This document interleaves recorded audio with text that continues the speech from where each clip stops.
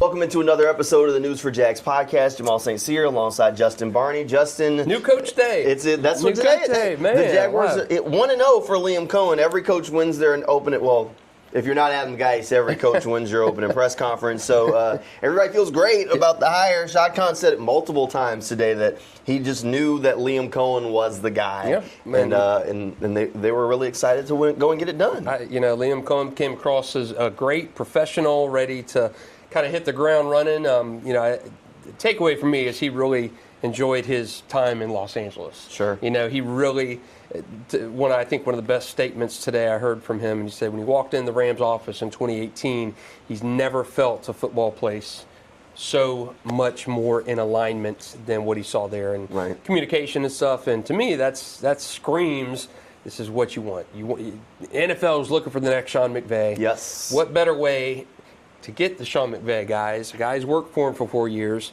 who bleeds and oozes culture and accountability and communication. I think from everything we heard today, and everybody wins a presser, but Liam Coen, you got to be happy from what you heard if you're a Jaguars fan, and especially Shad Khan. Okay, before we dive farther into Liam Coen, let's talk about the Jaguars front office as a whole.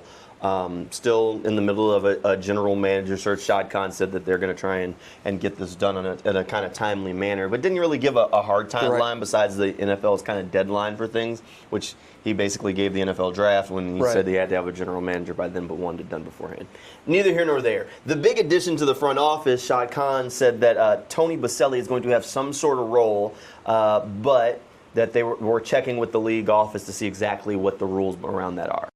Well, we are going to have a position, and, we're checking with the league what the rules are, what we have to follow, and, and then we'll take it from there. Look, this is a W. Look, maybe it's 2-0 for the day, Justin, because this is something that we've been saying on the podcast. I've said it on Teal the Show.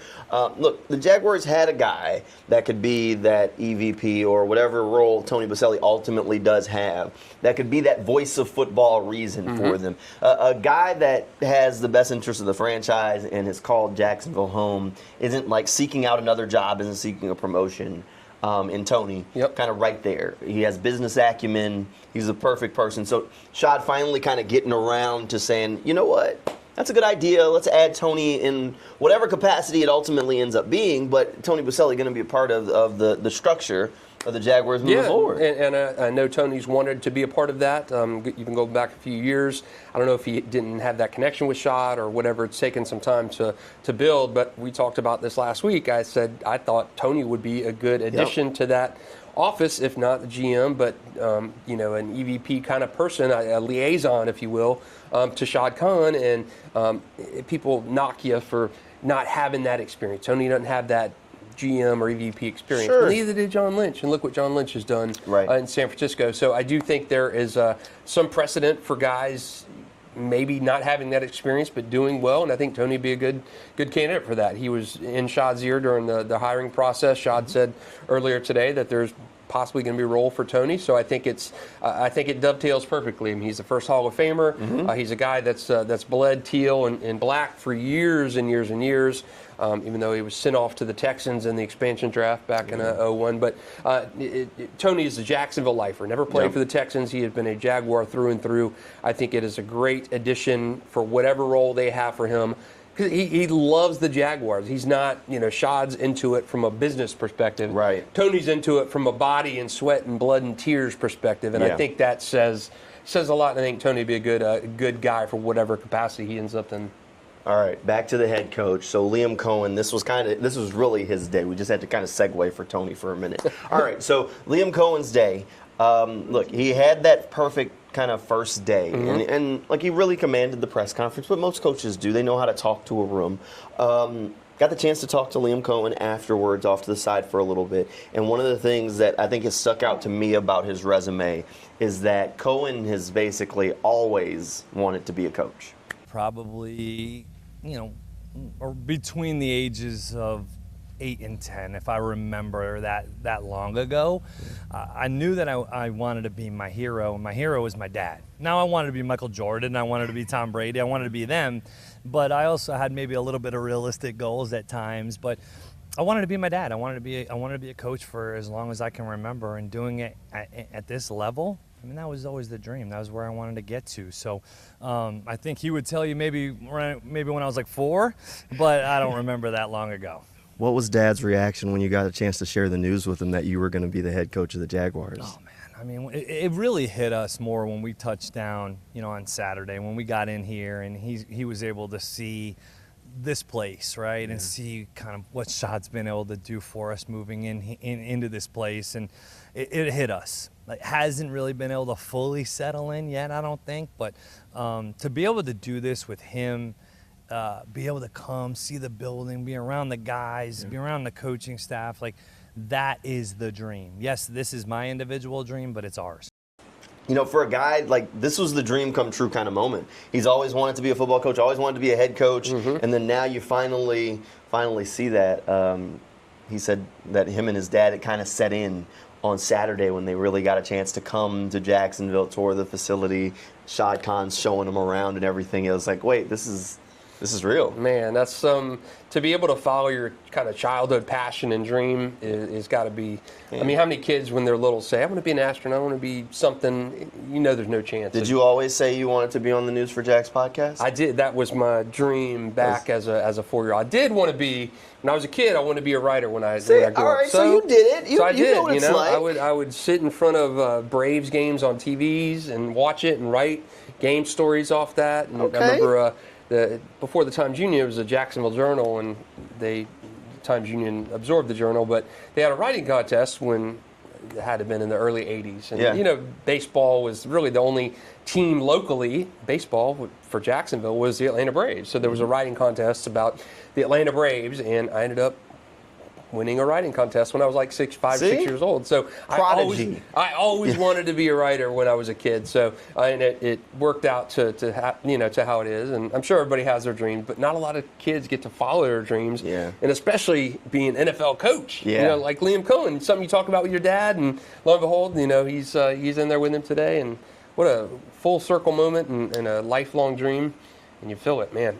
Pretty darn impressive storybook there. It definitely is. So, I mean, kind of full circle moment for Coach Coen. I think there's something to that for a guy that's always been around coaches. His dad was a coach. He's kind of a lifer. This was it. And knowing how to be around guys. He said that he wants that for his sons, to be like him, growing up in locker rooms around, and knowing the energy of a locker room, because it's so many different personalities, backgrounds, people from different places, but they all learn how to work as a team to try and achieve the goal. So I really think there's something to having seen that in his entire life, and that always being the end goal of, you kind of know how to handle that adversity. You know how to handle a room. You know how to kind of push the buttons on guys, and how to lead, which is the biggest test for this, is how to lead. I think there's something to be said about, in coaching in high school or in college, if you're the son of a coach of some kind, it's you're that gym rat. You just are programmed a different way. That's it. And Liam Coen, I mean, there's so many guys that could go on. You could tell story. His father was a coach or coached him in Little League or something, and you're wired differently. Your DNA is just different. And I think you saw a little bit of that in Liam Coen today. Mm-hmm. So, I think that overall, Coach Coen was the right guy for this job. I've kind of thought that throughout the process. You hear him today, and that doesn't really swing the needle. But I thought it came down to two people, where it was either Ben Johnson or Liam Coen. They landed on Liam Coen. They kind of talked about the process just a little bit today. And Liam talked about what it was for his end a little bit, saying that, it was a little bit of a whirlwind, but he ultimately decided he just couldn't pass up on the opportunity that was in front of him here in Jacksonville.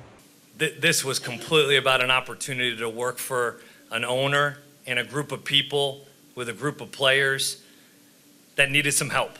And that's what coaching is, right? That's what coaching is all about, is trying to go help people and be around people. So, no, that was not the factor.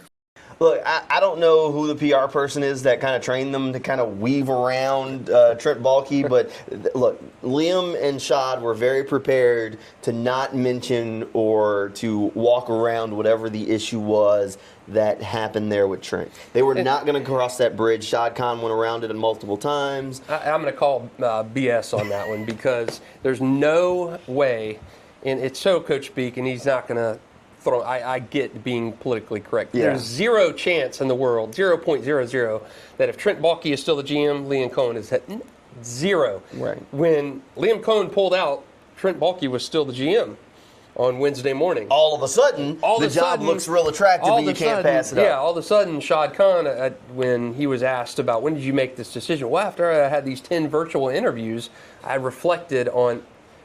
You wrapped up your virtual interviews the previous Saturday, Shad. So in the 5 days after that, you had a lot of time to reflect, and it wasn't until you had the reflection of Liam Coen going back to, come on. All of a sudden, it sets in. No. I think that might have been when reality set in of, oh, wait, these people aren't playing. That people don't want to work with him. Oh, wait, I might lose the guy. Right. Look, it is what it is. If that's their story and they're going to stick to it for now, we'll see how it all kind of comes together. All right, maybe the last part of his press conference that I really think we got to touch on a little bit is kind of, ultimately what part of the reason that drew him here to Jacksonville is to work with Trevor Lawrence, right? Well, he saw Trevor Lawrence play in high school. Yeah. He got his school wrong, though. He did get the school wrong. We had to work on that. Carrollton and Chartersville, come on now. Trevor Lawrence came with the answer from the audience, though. Look, he got Buford right. He got Buford right. So I asked him about it when we talked afterwards, and he said it's kind of that cool full circle kind of moment to get an opportunity to have seen this guy as a freshman and then now coach him all these years later. All right, 3, 2, 1. Look, I think part of the attraction is Trevor. It's very clear that he believes Trevor can be the guy.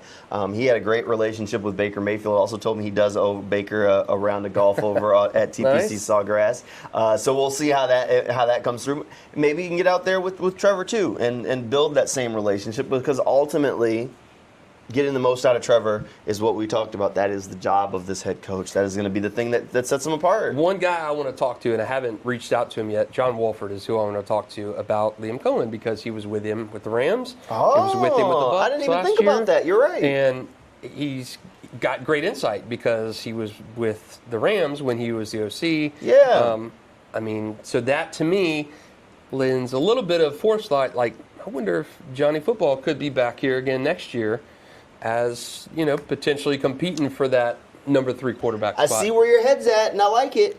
So, I see the pieces. I'm with you there. All right, connecting dots. I love it. Johnny Football started a playoff game for the Rams, So I will be interested to pick John's brain about Liam Coen because you saw him in Tampa and you saw him in L.A., and it'd be interesting to kind of get a quarterback's perspective on another quarterback.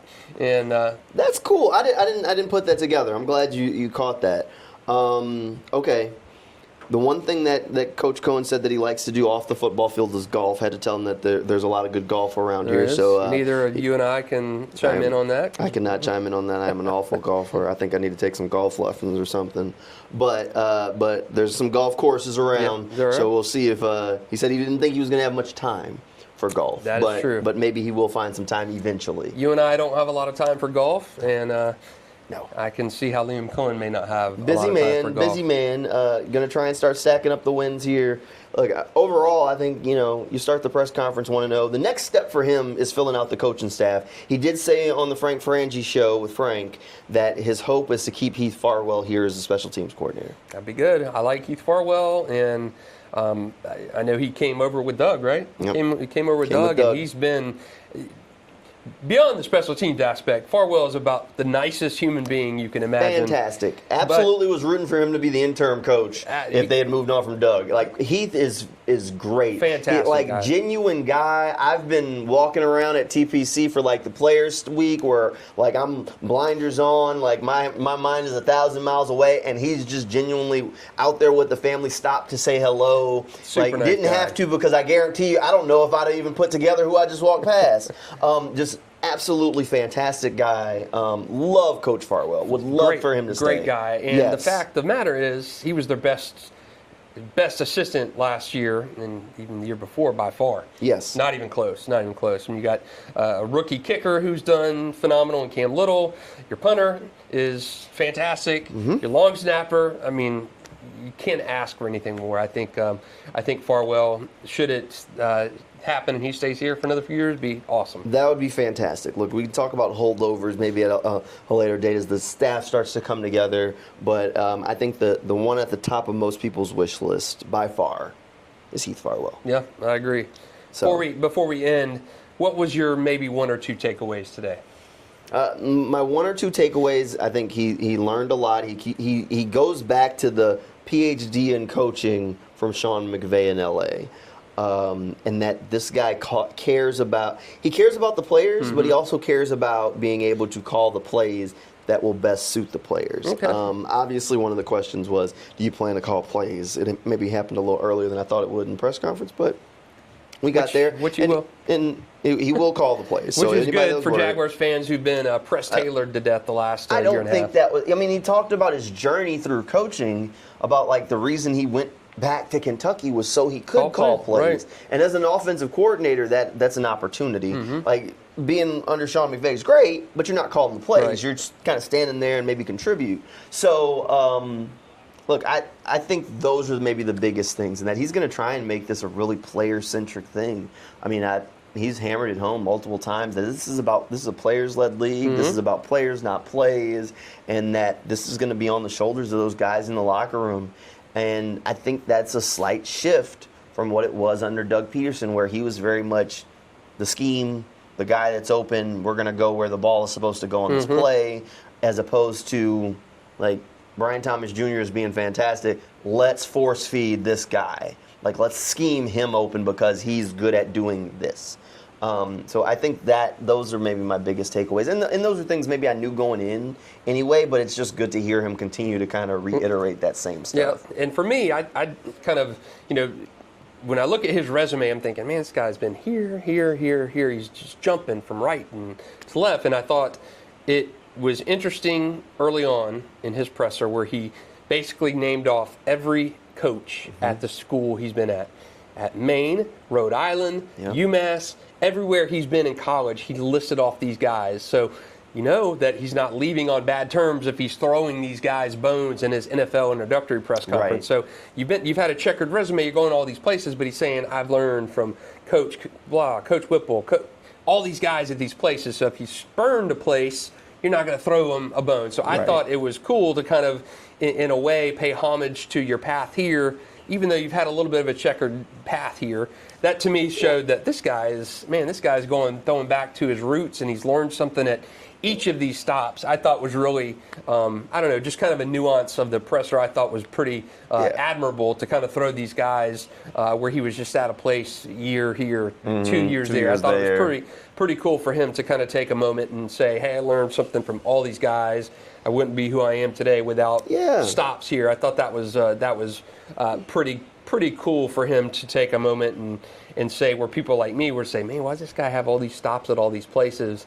And he kind of hits it right on the head right out of the gate and says, I've been a lot of places, and I did think it was interesting for him to say, I want to be an offense, I want to call plays, and I may have been at this place one year, this place the other year, this place. I had 2 young kids. I had my first kid in 2021, and college football life is not a life I want to live right now. The recruiting trail all the time.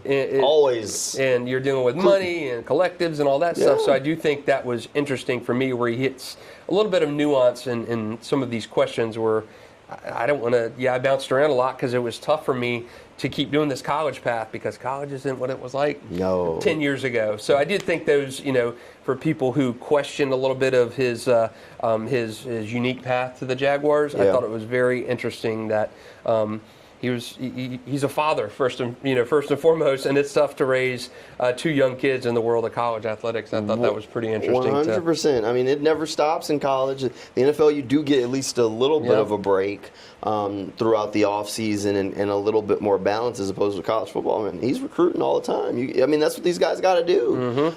So he saw that balance, sought after it in the NFL, and then now he's got it, which is good. And now he's the Jaguars head coach. We'll see how it all kind of works out. Look, I think it's going to be interesting. We'll see where he goes with this defensive coordinator. That is the big hire for me, is who he makes his defensive coordinator. Yeah. I'd love to see some experience on the staff. And when I say experience, I would love former head coach experience somewhere in the building. Would be nice. And it's probably not going to come in the form of an offensive coordinator. I know Chip Kelly had been mentioned. I wouldn't want Chip Kelly here. Well, I think Chip Kelly's going to be sought after on a couple of fronts, so I would be surprised. It sounds like the Jaguars, Buccaneers, and the Texans have all.